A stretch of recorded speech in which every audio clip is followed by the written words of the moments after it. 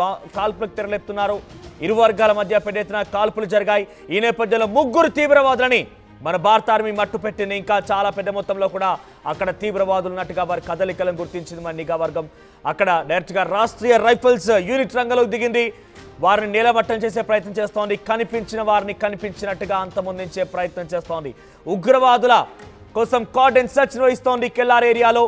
Kashmir district Shopian ప్రాంతంలో కెల్లార్ ఏరియాలో ప్రస్తుతం ఈ ఆపరేషన్ కుంబింగ్ కొనసాగుతున్న ఆపరేషన్ కెల్లార్ పేరిట రైఫిల్స్ టీం రంగంలోకి దిగింది. ఇక్కడ మీరు చూస్తున్నటువంటి ఈ ట్వీట్ అఫీషియల్ గా ఏడీజీపీ ఇన్ ఆర్మీ విడుదల చేసిన ట్విట్టర్ అంశం ఇది. On 13th May 2025 based on specific intelligence of Rashtriya Rifles unit about presence of terrorists in general area Shoyakal Kellar, Shofian Indian Army launched a search and destroy operation. During the operation, terrorists opened heavy fire. అలా చాలా పక్కాగా అక్కడ ఉగ్రవాదులు ఉన్నట్టుగా సమాచారం అందుకున్నటువంటి మన భారతీయ army ఒక్కసారిగా రంగంలోకి దిగిపోయి ఆపరేషన్ మొదలుపెట్టింది. అక్కడ కుంబింగ్ కొనసాగించింది. నేపథ్యంలోనే అటువైపు నుంచి కాల్పులకు తెరలేపారు ఆ ఉగ్రవాదులు. దీంతో ఎదురు కాల్పులకి పాల్పడింది మన భారత ఆర్మీ. ఈ నేపథ్యంలో ముగ్గురు తీవ్రవాదులని మట్టుపెట్టాం. మన వైపు నుంచి కూడా చాలా పెద్ద మొత్తంలో కార్డన్ సెర్చ్ కొనసాగుతుంది. So which resulted in elimination of 3 hardcore ఉగ్రవాదులని, 3 హార్డ్కోర్ టెర్రరిస్టులు ముగ్గురిని నీలమట్టం చేసినట్టుగా మన భారత ఆర్మీ అఫీషియల్గా అనౌన్స్ చేసింది. సో ఇది కదా భారత్ దెబ్బ అంటే. ఇక వదిలిపెట్టే ప్రసక్తే లేదు. జల్లెడ పట్టే కార్యక్రమం కొనసాగుతుంది. అటువైపు నుంచి ఉగ్రవాదులు ఉన్నారనేటువంటి పక్కా సమాచారాన్ని మన భారత ఆర్మీకి దొరికితే చాలు వారి గుండెల్లో, వారి యొక్క శరీరాల్లో తూటాలు దింపేటువంటి ప్రయత్నం చేయబోతోంది. పెద్ద ఎత్తున వాళ్ళ శరీరం తూట్ల కింద చిల్లులు పడబోతోంది. అటువంటి కార్యక్రమం కొనసాగుతోంది. మళ్ళీ చెప్తున్నాను, ఆపరేషన్ సింధూర్ అనేది నిరంతర ప్రక్రియ. ఇప్పటితో ఆగే ప్రసక్తే లేదు. ఇది ఉగ్రవాదాన్ని నేలమట్టం చేయడం కోసం ఎంచుకున్నటువంటి ప్రక్రియ. సో ఈ నేపథ్యంలోనే ఆపరేషన్ కిల్లర్ అనేది మొదలుపెట్టారు. ఆపరేషన్ కిల్లర్ అనేది మొదలుపెట్టి అక్కడ ప్రజెంట్ ఈ ఆపరేషన్ కిల్లర్ కొనసాగుతుంది. సో షోఫియాన్ ప్రాంతంలో సుమారుగా 3 ఉగ్రవాదులు నిలమట్టం చేశారు. ఇంకా చాలా మంది ఉగ్రవాదులు ఉన్నట్టుగా నిఘా వర్గాలు అంచనా వేస్తున్నాయి. ఈ నేపథ్యంలోనే ఇంకా ఆపరేషన్ కొనసాగుతుంది. ఆపరేషన్ సర్చింగ్ కొనసాగుతోంది. ఆ కుంబింగ్ ఆపరేషన్లో ఈ యొక్క కార్డన్ సెర్చ్ నేపథ్యంలో ఇంకా ఉగ్రవాదులు నిలమట్టం చేసే అవకాశం ఉంది. సో ఉగ్రవాదులు ఎక్కడున్నా వదిలే ప్రసక్తే లేదు. స్లీపర్ సెల్స్ అయినా ఉగ్రవాదులైనా డెఫినెట్గా అంతమొందించి తీరుతామని చెప్పి నిన్న చాలా క్లియర్గా మోదీ చెప్పుకొచ్చారు. భూమండలంలో ఉగ్రవాదులు ఎక్కడున్నా సరే వారిని అంతమొందించే వరకు ఆపరేషన్ సింధూర్ ఆగదు అని చెప్పి చాలా కరాఖండిగా ఆగ్రహంతో తన కోపాన్ని వెలగక్కారు భారత ప్రధాని నరేంద్ర మోదీ. సో అటువంటి నేపథ్యంలోనే జమ్మూ కాశ్మీర్లో మరోసారి కాల్పులు మోతమోగుతున్నాయి. సో ఏదేమైనా కూడా జమ్మూ లాంటి ప్రాంతాల్లో అలజడులు సృష్టించి అటుక్కడ వచ్చేటువంటి ప్రయాణికులని, టూరిస్టులని భయభ్రాంతకు గురి చేసి, స్థానిక ప్రజల్ని భయభ్రాంతకు గురి చేసి, అక్కడటువంటి ఇన్కమ్ని దెబ్బతీసి ఏదో రకంగా మళ్ళీ అక్కడి వారందరినీ కూడా తమ వైపుగా తిప్పుకోవాలి. ఇప్పుడే ఆర్టికల్ 370 తర్వాత కొంత ప్రశాంతమైన వాతావరణం జమ్మూలో కనిపిస్తోంది. టూరిస్టు సంఖ్య పెరుగుతోంది, ఉపాధి అవకాశాలు పెరుగుతున్నాయి. అసలు భారత్లో కలిసిపోతే అంటే ఇప్పటివరకు అంతా కూడా కొంత వారంతా ఉపాధి అవకాశాలు లేక పాకిస్తానీయులు ఏం చెప్తే అది వింటూ స్లీపర్ సెల్స్లో ఒక కాంట్రాక్చువల్ టెర్రరిస్టులుగా కొంతమంది యువకులు మారిపోయిన పరిస్థితి. కానీ ఎప్పుడైతే ఆర్టికల్ 370 రద్దయిపోయిందో అక్కడ టూరిజం పెరిగిపోయింది, ఆదాయ వనరులు పెరిగిపోయి, ఉపాధి అవకాశాలు పెరిగిపోయి. ఎటు చూసినా కూడా అంతా సవ్యంగానే ఉంది, ఆహ్లాదకరమైన వాతావరణం ఉంది. భారతదేశం కూడా కొన్ని అభివృద్ధి కార్యక్రమాలు చేపడుతోంది. భారత్ కూడా చాలా స్వేచ్ఛావాయులు, అక్కడ భారత ప్రభుత్వాలు వాళ్ళంతా స్వేచ్ఛావాయులు పిలుస్తున్నారు. మన ఆర్మీ వారందరిని రక్షిస్తోంది. కానీ మరోసారి అక్కడ టూరిజాన్ని దెబ్బతీసే విధంగా వారందరినీ మళ్ళీ ఉపాధి కోసం, తిండి కోసం, అన్నిటి కోసం హాహాకారాలు చేపట్టే విధంగా చేసి వారందరినీ మానసికంగా వేధించి మళ్ళీ ఈ టెర్రరిజాన్ని అక్కడ పెంచి పోషించి వారందరిలో కూడా మరోసారి విషపు బీజాలను నింపడం కోసమే ఈ ఉగ్రవాదులు ప్రయత్నం చేస్తున్నారు. అటువంటి ప్రక్రియ కొనసాగుతోంది. టూరిజాన్ని దెబ్బతీస్తే ఉపాధి కోల్పోతారు, ఉపాధి కోల్పోతే తిండి దొరకదు. ఈ నేపథ్యంలోనే ఇవన్నీ జరుగుతూ ఉండగా వారందరికీ ఏం చేయాలో దిక్కుతోచని నేపథ్యంలో మరోసారి తమకు సంబంధించిన ఆలోచనల్ని, విషపు బీజాలను అక్కడ నింపి వారందరినీ మళ్ళీ స్లీపర్ సెల్స్గా మార్చి భారత్కి వ్యతిరేకంగా చేసే విధంగా ఒకటువంటి దుస్సాహసం, దురహంకారంతో అక్కడి ఉగ్రవాదులు ప్రయత్నం చేస్తున్నారు. అయితే ఈరోజు మట్టు పెట్టిన దాంట్లో 3 కూడా లష్కరీ తోయిబా, హఫీజ్ సయద్ ఎవడైతే భారతీయుల యొక్క రక్తాన్ని సింధు జలలో కలిపేస్తాను, సింధు జలలో పారిస్తానని చెప్పినటువంటి ఆ దుర్మార్గుడి యొక్క లష్కర్ ఈ తోయిబాకు సంబంధించినటువంటి ఆ ఉగ్రవాద సంస్థకు సంబంధించిన వ్యక్తులే ఈరోజు ముగ్గురు హతమైనట్టు తెలుస్తోంది. దీనికి సంబంధించి మరిన్ని అప్డేట్స్ మా ప్రతినిధి రామ్దాస్ అందిస్తారు. రామ్దాస్, సో ముగ్గురు లష్కర్ తోయిబాకు సంబంధించిన ఉగ్రవాదులు మరోసారి భారతాన్ని నేలమట్టం చేసింది. షోపియాన్ ప్రాంతంలో ఇంకా ఈ దాడులు కొనసాగుతున్న ఆపరేషన్ సింధూర్ కొనసాగుతుంది. సెర్చ్ ఆపరేషన్లు, కార్డన్ ఆపరేషన్ కొనసాగుతున్నాయి. ఇంకా ఎటువంటి లక్ష్యంతో వారంతా ముందుకు వెళ్తున్నారు?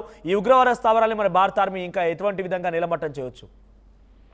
వాస్తవానికి కాల్పుల విరమణ ఒప్పందం తర్వాత ఇది మొదటి ఎన్కౌంటర్ అని చెప్పొచ్చు. జమ్మూ కాశ్మీర్ షోపియాన్ డిస్ట్రిక్ట్ లో ఇది ఉదయం 10 గంటలకు భద్రతా దళాలకు అనుమానిత ఉగ్రవాదుల మధ్య భారీ ఎన్కౌంటర్ చోటు చేసుకుంది. ఈ ఎదురు కాల్పులు మొదట కుల్గామ్ లో ప్రారంభమై దాదాపు షోపియాన్ లోని షుక్రూ కెల్లర్ ప్రాంతం వరకు కొనసాగాయి. ఎన్కౌంటర్ లష్కర్ తైబాకు చెందిన ముగ్గురు టెర్రరిస్టులు అక్కడక్కడే హతమైనట్టుగా భద్రతా బలగాలు అయితే వెల్లడిస్తున్నాయి. ఈ ఆపరేషన్ లో భారత సైన్యం, జమ్మూ అండ్ కాశ్మీర్ పోలీస్, అలాగే పారామిలిటరీ దళాలు సంయుక్తంగా పాల్గొన్నాయి.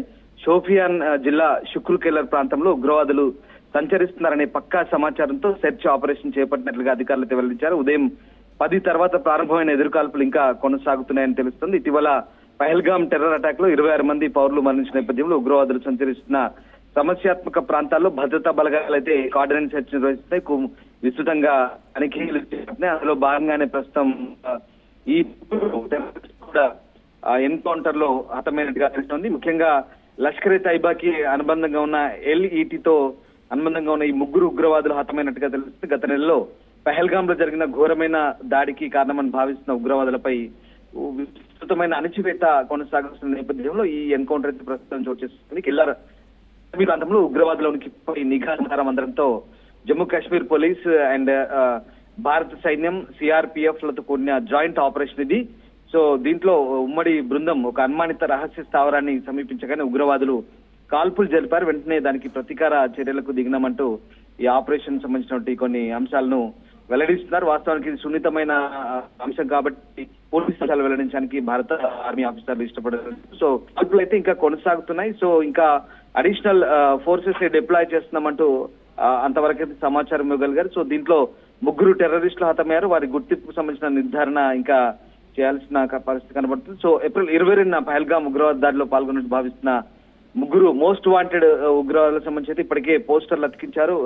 అవి అతికించిన కొన్ని గంటలకే ఈ ఎన్కౌంటర్ అయితే చోటు చేసుకుంది. ఈ దాడిలో భారీగా ఆయుధాలు ధరించిన ఉగ్రవాదుల కాల్పుల్లో అప్పుడు మనకు ఎప్పుడైతే 26 మంది మరణించారు, దాని తర్వాత మనం వరుసగా ఈ గాలింపు చర్యలు చేపడుతున్నాం. సో షోపియాన్ తో సహా దక్షిణ కాశ్మీర్ లోని సౌత్ కాశ్మీర్ లో అనేక ప్రాంతాల్లో పోస్టర్లు అయితే ప్రదర్శించబడుతున్న పరిస్థితి కనబడుతోంది. వారిని అరెస్ట్ చేయడానికి అయితే ఇప్పటికే వారిపై 20 లక్షల రివార్డును కూడా మనం ప్రకటించిన పరిస్థితి కనబడుతుంది. సో మొత్తం మీద ఈ ముగ్గురులో 2 లోకల్ టెర్రరిస్టులు చెప్తున్నారు. 2 లతీఫ్ లోనే ఈయన షోపియాన్ గా చెప్తున్నారు. అలాగే ఉమర్ నజీర్ అనంతనాగ్, సో 2 కూడా సౌత్ కాశ్మీర్ వాళ్ళు. సో కాశ్మీర్ పండిట్ పురాణ కృష్ణభట్ హత్య కేసులో ఈ లతీఫ్ అనేవాడు నిందితుడు. అలాగే నేపాల్ కు చెందిన దిల్ బహదూర్ థాపా హత్య కేసులో ఉమర్ నజీర్ ప్రమేయం ఉన్నట్టుగా చెప్తున్నారు. ఈ నిందితుల నుంచి ఒక AK-47 తుపాకీతో పాటు 2 లేటెస్ట్ పిస్టల్స్ ని స్వాధీనం చేసుకున్నారు. పోలీసులు, భద్రతా దళాలు ఉమ్మడిగా ఈ జాయింట్ ఆపరేషన్ చేస్తున్నాయి. సో దీంతో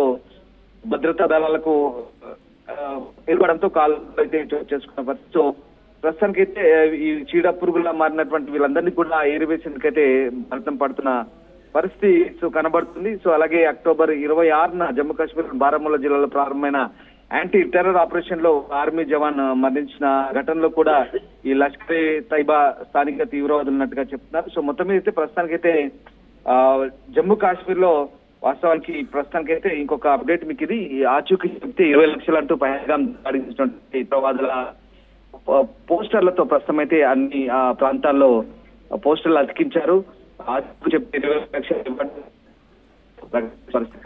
రామ్దాస్, అంటే ఇక్కడ చాలా క్లియర్ గా మరోసారి అక్కడ ఉగ్రవాదులు ఉన్నారనేది నిఘా వర్గాల ద్వారా సమాచారం అందినట్టుగా మన రాష్ట్ర రైఫల్ టీం రంగంలో దిగి అక్కడ వాళ్ళని మట్టుపెట్టే ప్రయత్నం చేస్తోంది. ఇంకా ఎంతమంది ఉగ్రవాదులు ఉండే అవకాశం ఉంది? వాళ్ళ లక్ష్యాలు ఏంటి? గతంలో పహల్గామ్ ఉగ్రదాడి ఘటనలో ఇక్కడ టూరిజాన్ని అంతమొందించాలి, టూరిజాన్ని కొంత కంట్రోల్ చేయాలి, అక్కడ ప్రజలు మరోసారి తిండి కోసం, ఆర్థిక వనరుల కోసం తిప్పలు పెట్టి వారిలో మరోసారి విషపు బీజాలు నింపేటువంటి ప్రయత్నం చేసింది ఈ ఉగ్రవాద సంస్థలు. అటువంటి ప్రయత్నంలో భాగంగానే వీరంతా కూడా ముందుకు వచ్చినట్టుగా చర్చలు జరిగాయి. సో ఇప్పుడు సీజ్ ఫైర్ కొనసాగుతోంది. వారికి అన్ని రకాలుగా ఆపరేషన్ సింధూరిపేట రుచి చూపించాము, పెద్ద ఎత్తున చాలా వరకు టెర్రర్ క్యాంప్స్ నేలమట్టం చేస్తాం, అయినా కూడా ఇంకా అక్కడ తిరుగుతున్నారు, కాల్పులకు పాల్పడుతున్నారంటే వారి లక్ష్యాలు ఏంటి అంటే మరోసారి అలజడి సృష్టించాలని లక్ష్యంతో ఉన్నారా, లేదనక టూరిజాన్ని కీల్చాలని లక్ష్యంతో ఉన్నారా, ఎకనామికల్గా మళ్ళీ కాశ్మీర్ ప్రాంతాన్ని మళ్ళీ అల్లాడించే విధంగా చేయాలనుకుంటున్నారా, వారి లక్ష్యాలు ఏంటి, ఏ రకంగా ఆలోచన చేయవచ్చు మనం? అంటే తీవ్రవాదుల లక్ష్యం ఒకటే, మొదటి నుంచి కూడా అశాంతి అల్లకల్లోలం సృష్టించాలనేది ఒకే ఒక ఏకైక ఎజెండాతో భారత్ లోకి చొరబడుతున్నారు. ముఖ్యంగా చొరబాట్లను ఎప్పటికప్పుడు భారత ప్రభుత్వం ఎదుర్కొంటుంది, దానిపైనే మన యుద్ధం. అసలు ఆపరేషన్ సింధూర్ కూడా ప్రధాని కూడా చాలా క్లియర్ గా చెప్తూనే ప్రయత్నం చేస్తారు. ముఖ్యంగా తీవ్రవాదం పైన మా పోరాటం పాకిస్తాన్ పై కాదు, పాకిస్తాన్ గానీ పాకిస్తాన్ ప్రజలంటే మనకి ఏమాత్రం కోపం లేదు. వాస్తవానికి పాకిస్తాన్ పాలకులు తీవ్రవాదాన్ని పెంచి పోషిస్తున్న మిలిటరీ, ఐఎస్ఐ కావచ్చు, వీళ్ళ మీదే తీవ్రవాద శిబిరాల మీద మన దాడి అంటూ చాలా క్లియర్ కట్ గా చెప్పే ప్రయత్నం చేస్తున్నాం. సో అందులో భాగంగానే ఇప్పుడు జరుగుతున్నటువంటి ఈ తతంగం అంతా కూడా మొదటి నుంచి ఎప్పటికప్పుడు మనం తిప్పికొడుతునే ప్రయత్నం చేస్తున్నాం. తీవ్రవాదుల్ని ఏరివేసే ప్రక్రియలో భాగంగానే ఇప్పుడు మనం ఇవన్నీ కూడా ఈ కార్డినెన్స్ సెర్చ్ ఆపరేషన్ కానీ ఇదంతా కూడా జరుగుతున్న పరిస్థితి. తీవ్రవాదం వల్ల ఇప్పుడిప్పుడే పుంజుకుంటున్న టూరిజం కూడా ఇప్పుడిప్పుడే పుంజుకుంటున్న నేపథ్యంలో కాశ్మీర్ లో మరొకసారి ఈ తీవ్రవాదుల అలజడి తర్వాత కాస్త ఇబ్బందికర పరిస్థితులు తలెత్తున్నాయి. సో తద్వారా భారతదేశం ప్రపంచానికి అంటే తీవ్రవాదుల ఏరివేత ప్రక్రియకు సంబంధించి, అలాగే తీవ్రవాదుల వల్ల ఏ రకంగా భారత్ ముప్పు ఎదుర్కొంటుందో చెప్పే ప్రయత్నం చేస్తాం. ముఖ్యంగా కౌంటర్ టెర్రరిజం అండ్ సీమాంతర ఉగ్రవాదం సంబంధించి ఎప్పటికప్పుడు మనం తీసుకుంటున్న చర్యలు అందరికీ తెలిసిన విషయం. బట్ ఇప్పుడు జరుగుతున్న ఎన్కౌంటర్లు, తాజాగా ఇవాళ జరిగిన ఎన్కౌంటర్ సంబంధించి అయితే తీవ్రవాదులు ఉన్నారనే పక్కా ఇంటెలిజెన్స్ ఇన్పుట్స్ తో అక్కడ మన దళాలు వెళ్ళాయి. దాంతో అక్కడ వరుసగా వాళ్ళని ఐడెంటిఫై చేయడం, అక్కడ నుంచి ఎదురు కాల్పులు రావడం, ఇవన్నీ కూడా చోటు చేసుకుంటున్న పరిస్థితి. ముఖ్యంగా తీవ్రవాదులు కేవలం టూరిజం టార్గెట్ చేసుకున్నారనే కాదు, ఓవరాల్ గా పాక్ ఆక్యుపైడ్ కాశ్మీర్ నుంచి చొరబడుతున్నటువంటి టెర్రరిస్టులు ఎవరైతే ఉన్నారో, ముఖ్యంగా పీర్ పంజాల్ అనే ఒక అటవీ ప్రాంతం ఉంటుంది, అది పాక్ ఆక్యుపైడ్ కాశ్మీర్ నుంచి చాలా మంది అక్కడి నుంచి చొరబడుతున్నారు. ఇప్పటికీ దాదాపుగా 57 నుంచి దాదాపు 70 వరకు కూడా తీవ్రవాదులు ఉన్నట్టుగా భారత ప్రభుత్వం గుర్తించి దీనికి సంబంధించి ఎన్ఐఏ దర్యాప్తు కూడా కొనసాగుతోంది. అయితే ఎప్పటికప్పుడు భారత ప్రభుత్వం అప్రమత్తంగానే ఉంటుంది. తీవ్రవాదుల ఏరివేత ప్రక్రియకు సంబంధించి మనం అనేక చర్యలు తీసుకుంటున్నాం. ఇప్పటికే వాళ్ళ ఇళ్లను కూడా కూల్చివేసిన ప్రక్రియ మనం చేపట్టాం. ఎవరైతే ఈ దాడుల్లో పాల్గొన్నారో తీవ్రవాదులను, వాళ్ళందరికీ కూడా మనం గుర్తించే ప్రక్రియ కూడా చేశాం. ముఖ్యంగా ఉగ్రవాదుల కాల్పుల నేపథ్యంలో మనం వాటిని తిప్పికొట్టే ప్రయత్నం చేస్తున్న పాటు పహల్గామ్ ఉగ్రదాడిలో కీలకంగా వివరించిన పాకిస్తానీ టెర్రరిస్టులు ఆదిల్ హుసేన్ థోకర్, అలీభాయ్, అలాగే హాషిమ్ మూసా టెర్రరిస్ట్ ఫ్రీ కాశ్మీర్ పోస్టర్లు అతికించిన కొద్దిసేపటికి ఇది మనం జరిగింది. ఈ ముగ్గురి ఫోటోలతో కూడిన పోస్టర్లు అయితే మనం ఇవాళ కొద్దిసేపటి క్రితమే ఆ పోస్టర్లు అతికించి వీళ్ళ ఆచూకీ చెప్తే 20 లక్షల రివార్డు కూడా ప్రకటించిన పరిస్థితి. సో పహల్గామ్ దాడిలో ఈ ముగ్గురు కీలక పాత్ర పోషించారు. మీరు చెప్తున్న టూరిజం యాంగిల్లో కనుక నేను చెప్తే కనుక ఈ ముగ్గురు ఉగ్రవాదులు కూడా చాలా ఇబ్బందికర పరిస్థితులను మళ్ళీ భారతదేశంలో ఆ పర్యాటక రంగాన్ని దెబ్బతీసే ప్రయత్నం చేశారు. నిజంగా చాలా ఎఫెక్ట్ పడింది. దాంతో ప్రస్తుతం ఈ ముగ్గురు సంబంధించినటువంటి ఆనవాళ్ల కోసం వెతుకుతున్నారు, వాళ్ళ ఆచూకీ కోసం గాలిస్తున్నాం. ఉగ్రవాదులు పహల్గామ్ బైసరన్ లోయలో దాడి చేసిన తర్వాత కొన్ని రోజుల తర్వాత ఏప్రిల్ 25న ముఖ్యంగా మనం ఏం చేసామంటే బిజ్ బెహర్ లోని ఆ థోకర్ ఇంటిని అధికారులు ఐఈడితో పేల్చేశారు. తర్వాత ఆ థోకర్ యాక్చువల్ గా ఆయన 2018లో అఠారీ వాఘా సరిహద్దు దాటి పాకిస్తాన్ లోకి ప్రవేశించాడు. తర్వాత కాశ్మీర్ లోయలకి ప్రవేశించి ఈ అశాంతి అల్లకల్లోలం సృష్టించే పనులు చేస్తున్నారు. సో మొత్తం మీద అన్ని విధాలుగా రైట్ రామ్రాజ్, మొత్తం మీద ఆపరేషన్ సింధూర్ కొనసాగుతోంది. ప్రజెంట్ జమ్మూ కాశ్మీర్లోని షోఫియాన్ కెల్లర్ ప్రాంతంలో ఉగ్రవాదులు ఉన్నట్టుగా పక్కా నిఘా వర్గాల సమాచారం అందుకున్నటువంటి మన రాష్ట్రీయ రైఫిల్స్ యూనిట్ రంగంలోకి దిగింది. ఆ ముగ్గురు ఉగ్రవాదులను నేలమట్టం చేసింది. ఇంకా చాలా మంది అక్కడ ఉగ్రవాదులు ఉన్నట్టుగా కార్డన్ సర్చ్ ఆపరేషన్ కొనసాగిస్తున్నారు. ఇప్పటివరకు